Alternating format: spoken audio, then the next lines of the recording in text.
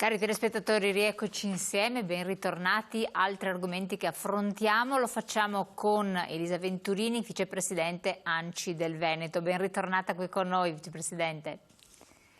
Salve, grazie per l'invito. Allora, tra l'altro con grandissima esperienza di amministrazione di un comune, nell'ambito poi anche della protezione civile, nelle amministrazioni provinciali, insomma pluricompetenze sempre sul territorio, ci aiuterà a comprendere meglio e a districarci nei meandri del prospettato nuovo DPCM, di questo nuovo DPCM del Presidente del Consiglio, che dà nuove regole di comportamento e di possibilità, opportunità di attività produttive, ma cercheremo anche di capire poi l'ordinanza invece regionale, come si pone, come si raffronta. Tra l'altro, se non erro, lei è anche competente in materia giuridico e legale, con la sua esperienza passata di studio, quindi un po' riesce anche a districarsi abbastanza bene.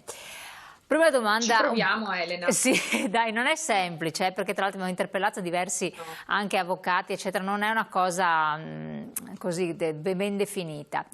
Prima di tutto, cosa ne pensa di questa DPCM che è tanto stato preannunciata, una delle aspettative tanto alte da parte dei cittadini, ma anche da parte di tanti operatori dei vari settori, e poi invece è stato annacquato e ridotto tantissimo in tante possibilità e opportunità, tanto che abbiamo delle proteste, sono state delle proteste molto forti da parte di alcuni operatori, soprattutto del settore del commercio, artigianato e altri ancora. E lo stiamo vedendo un po' in questi giorni, oltre alla paura per il contagio, per la malattia che abbiamo tutti, l'altra paura che si sta manifestando forte è la paura per il futuro, la paura più che altro per trovare i mezzi per il sostentamento nel futuro. Si dice come si farà, cosa succederà, riusciremo a ritornare alla nostra vita. E quindi queste paure che si sommano, è chiaro che generano uno stato, a mio avviso, di frustrazione, di difficoltà, per cui si fa fatica anche a capire come muoversi, che cosa fare. Allora ci si aspetta che magari il proprio governo dia delle indicazioni per uscire anche da questo stato appunto di incertezza, e già si credeva che qualche misura magari più concreta, più precisa venisse adottata, invece abbiamo visto che non è ancora il momento di avere appunto delle indicazioni certe, e questo naturalmente ha creato questo stato di malumore molto forte, perché soprattutto l'aspetto finanziario ed economico comincia ad avere un peso notevole rispetto alle settimane precedenti. Ma era proprio, allora il governo si è tenuto strettamente alle indicazioni date dagli scienziati, dall'ambito della sanità e tutto, mettendo nettamente in secondo piano l'attività produttiva, una benché minima possibilità di ripresa verso la normalità, e naturalmente anche quelle che sono le aspettative dei cittadini. Sono aspetti comunque di grande importanza, tra l'altro i risvolti anche sanitari degli equilibri psichici delle persone non sono secondari, perché c'è un malessere che si sta diffondendo, rabbia sociale, come dir si voglia, perché quando mancano i soldi tutto viene da sé. È stato corretto anteporre anche in questa fase qui l'interesse solo scientifico al 100% di tutela della salute, quando in realtà abbiamo dei dati che mostrano un calo delle contaminazioni? Allora, la salute deve essere garantita, e questo è l'obiettivo primario. Dopo la Cina, l'Italia è stato il paese dove è stata applicata la segregazione. Non mi piace usare il termine lockdown, perché preferisco usare dei termini italiani. Quello che noi abbiamo affrontato, stiamo affrontando, è una segregazione, un isolamento. Tanto è vero che gli stessi francesi che amano usare dei termini propri parlano di confinement, cioè di confinamento, ed è quello appunto che noi stiamo vivendo. Ed è stato uno dei più duri a livello mondiale. Rispetto ad altri paesi, tipo la Germania ad esempio, dove l'industria comunque ha continuato a lavorare, dove le aziende hanno deciso se tenere aperto o meno, perché dovevano adottare tutta una serie di accorgimenti, però è stata lasciata della libertà. I kindergarten, che sarebbero gli asili nido in Germania ad esempio, sono rimasti aperti per i figli di coloro che erano impegnati in prima linea nella gestione dell'emergenza.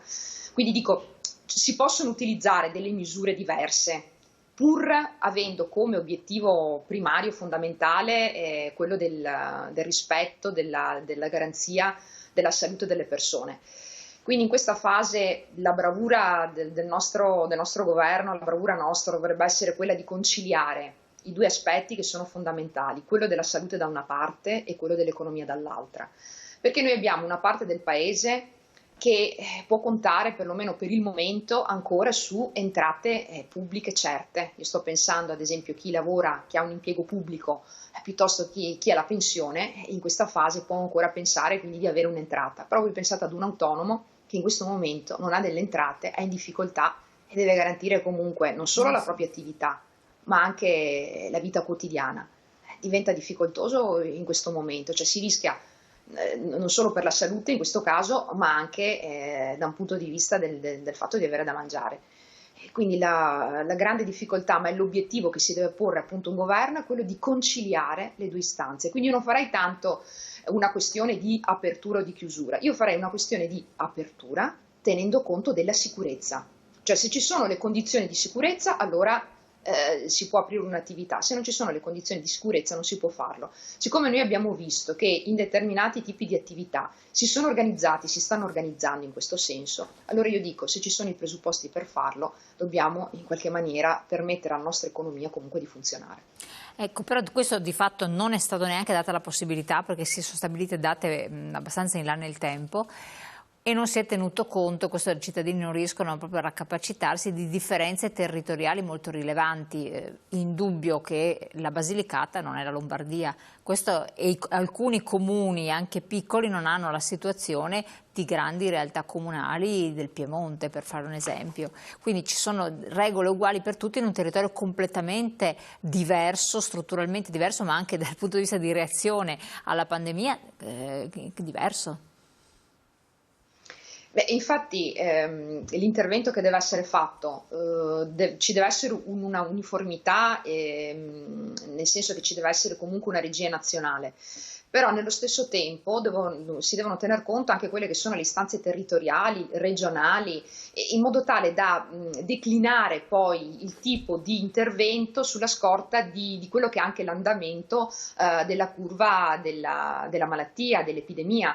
Quindi sulla base di quella anche adottare di conseguenza le misure, altrimenti il rischio è che si applichi un trattamento uniforme e poi ci sono risposte ovviamente diverse, però in regioni come la Lombardia e il Veneto, dove si concentra quasi la metà del PIL italiano, è chiaro che un occhio di riguardo bisogna averlo, anche all'aspetto economico, anche all'aspetto finanziario, anche all'aspetto delle attività produttive e soprattutto è la parte del paese in cui devono essere garantite le risorse, perché se noi vogliamo permettere al nostro paese di stare in piedi, noi dobbiamo dare la liquidità e le risorse alle nostre imprese, perché le uniche che riescono a permettere appunto alla nostra economia di reggere, perché noi non possiamo pensare di avere uno Stato che viva di sussidi, cioè noi non possiamo pensare di avere uno Stato che elargisce soldi a tutti, perché si può continuare per un mese, per due, per tre e dopo cosa succede? Quindi in questo momento bisogna assolutamente sostenere le imprese nel nostro territorio. Però questo non è stato fatto, cioè ci sono degli annunci, delle situazioni, però di fatto non è stato fatto e non è neanche possibile obiettivamente farlo. Già vediamo la cassa integrazione come sta andando con grandi difficoltà avanti.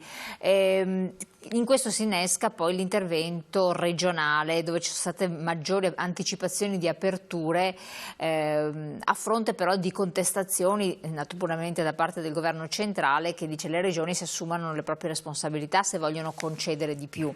È corretto questo, secondo lei? Ma io non vedo grandi aperture in più da parte delle regioni. Una semplice anticipazione. Nell'ambito dei provvedimenti che sono stati adottati a livello nazionale, quindi all'interno del recinto si è cercato, penso alla Regione Veneto, di concedere quell'allentamento che permetteva comunque ad esempio il decreto presidenziale, quindi non è che si è cercato di andare oltre, di andare delle fughe in avanti.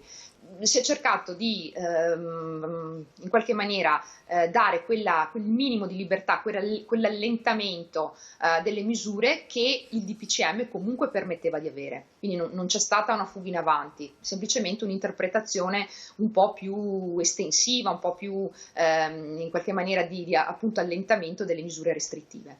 Molti si aspettavano però che l'apertura non fosse solo negli ambiti dei comuni, ma che avvenisse anche lo spostamento delle persone negli ambiti, se non altro, regionali, provinciali o regionali, proprio per già accennare a una forma di, tra virgolette, movimento, turismo, quindi poter sollecitare anche le attività produttive che poi avrebbero dovuto in qualche modo aprire a potersi attivare, perché restando tutti nel proprio comune non succede niente, sostanzialmente un nulla di fatto. Anche perché sappiamo che le limitazioni sono abbastanza strette, a parte andare a correre per il comune, in bicicletta per i comuni, non c'è altro. Allora spieghiamo, adesso naturalmente parliamo con riferimento alla situazione attuale, quindi alla data odierna che è il 29 aprile. Il decreto del Presidente del Consiglio prevede che dal 4 maggio, quindi l'efficacia sarà dal 4 maggio, le persone possano muoversi nell'ambito della regione in base a delle motivazioni, quindi non è una libertà di movimento che viene ripristinata, ma ci sono dei motivi per i quali le persone possono muoversi e sono quelli che fino a questo momento sono stati previsti, quindi muoversi per motivi di lavoro, muoversi per necessità, muoversi per salute. Dal 4 maggio sarà possibile l'introduzione di una quarta motivazione, che è quella del raggiungimento di congiunti, dove anche qui si è aperta una discussione su